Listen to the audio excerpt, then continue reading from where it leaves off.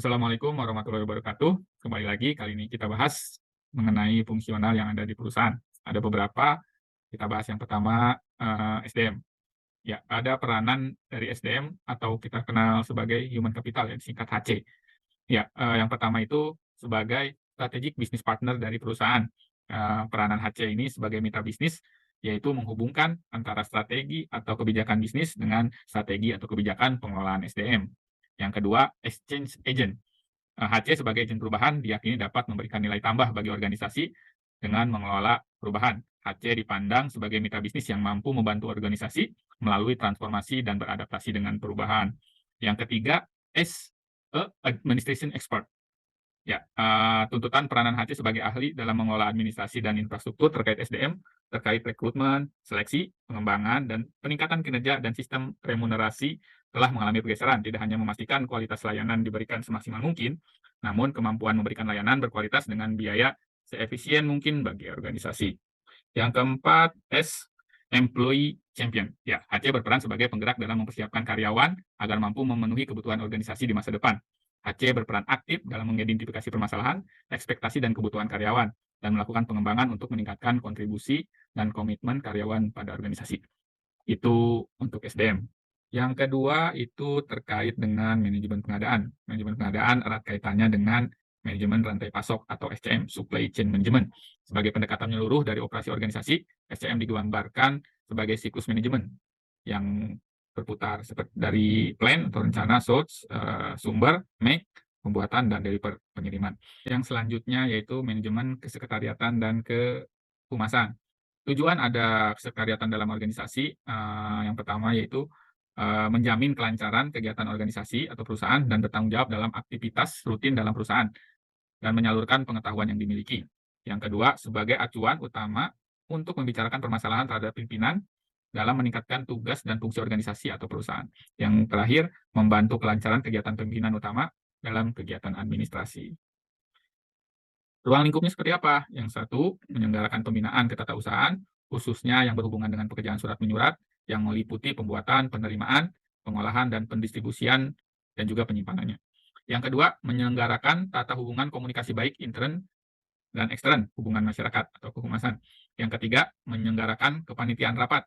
Yang keempat, menyelenggarakan kegiatan organisasi yang bersifat rahasia. Yang kelima, menyelenggarakan pengaturan penerimaan tamu dan kunjungan. Yang keenam, menyelenggarakan tugas bantuan lain yang menunjang pelaksanaan tugas pokok dan menyediakan fasilitas terutama untuk mengkoordinasikan pelaksanaan tugas pokok organisasi. Yang selanjutnya, manajemen CSR atau TJSR.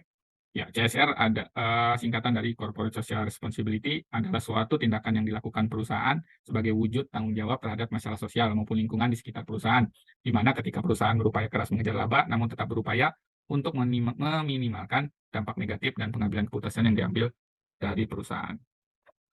Di Indonesia dikenal dengan TJSL ya, jadi tanggung jawab sosial dan lingkungan atau TJSL adalah komitmen perseroan untuk berperan serta dalam pembangunan ekonomi berkelanjutan guna meningkatkan kualitas kehidupan dan lingkungan yang bermanfaat bagi perseroan sendiri, komunitas tempat maupun masyarakat pada umumnya. Jadi ini juga kewajiban karena ada di undang-undangnya. Jadi perseroan yang menjalankan kegiatan usahanya di bidang dan atau berkaitan dengan sumber daya alam wajib melakukan tanggung jawab sosial dan lingkungan atau TJSL. Yang selanjutnya yaitu Sistem Manajemen Keselamatan dan Kesehatan Kerja atau SMK3. Apa itu keselamatan dan kesehatan kerja? Yaitu segala kegiatan untuk menjamin dan melindungi keselamatan dan kesehatan tenaga kerja melalui upaya pencegahan kecelakaan kerja dan penyakit akibat kerja. Cakupan dari SMK3 yaitu keselamatan, kesehatan, keadaan darurat, dan lingkungan. Nah, apa aja filosofi dari K3 yang perlu kita ketahui, yang perlu kita ingat? Yang pertama itu, karyawan adalah aset paling berharga bagi perusahaan. Yang kedua, semua kecelakaan bisa dicegah. Yang ketiga, bekerja aman adalah persyaratan bekerja. Yang keempat, keselamatan adalah tanggung jawab semua pekerja sesuai posisinya. Yang kelima, karyawan harus diberi pelatihan K3. Dan yang keenam, terakhir, semua pekerjaan harus bisa dilakukan dengan cara aman. Selanjutnya, berbicara tentang hukum dan perizinan. Berbicara perusahaan yang bentuknya PT, pasti ada dasar hukumnya. Untuk dasar hukum dan tujuan PT itu ada di Undang-Undang Nomor 19 Tahun 2003 BUMN dan Undang-Undang Nomor 40 Tahun 2017 tentang perseroan terbatas. Apa sih ciri-ciri perseroan terbatas? Yang pertama, ya, sebagai badan hukum mandiri, yang kedua sebagai asosiasi modal atau saham, yang ketiga mempunyai kekayaan terpisah, yang keempat bertanggung jawab terbatas pada pemegang saham sebatas saham yang dimilikinya. Yang kelima, pemegang saham tidak bertanggung jawab atas kerugian PT melebihi saham yang dimiliki kecuali terkena ketentuan pasal 3 Undang-Undang PT. Yang keenam, adanya pemisahan tugas antara fungsi RUPS dan direksi. Nah, ini nanti kita bahas. RUPS sebagai pemegang kekuasaan tertinggi dalam arti kekuasaan yang tidak diberikan kepada direksi dan komisaris. PT atau perseroan terbatas juga memiliki organ-organnya. Yang pertama yaitu RUPS, yang kedua direksi, dan yang ketiga komisaris. Ya, cukup sekian untuk yang fungsional di perusahaan. Sekian dari saya. Assalamualaikum warahmatullahi wabarakatuh.